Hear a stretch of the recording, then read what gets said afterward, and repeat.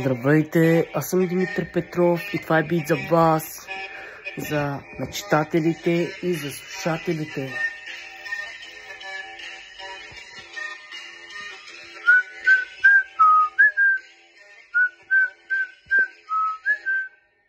Когато тичам в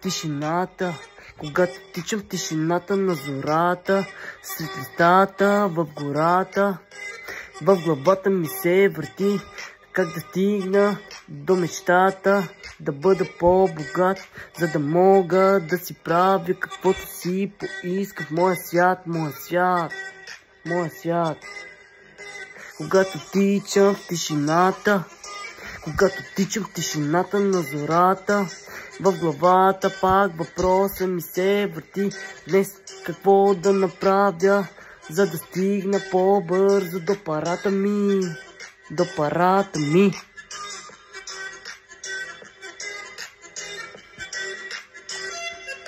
Когато тичам в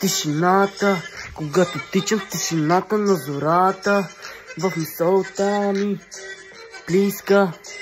тихо плиска, какво си мислят богаташите, какво си мислят богатите. Когато тичам в тишината на зората, мечтатели.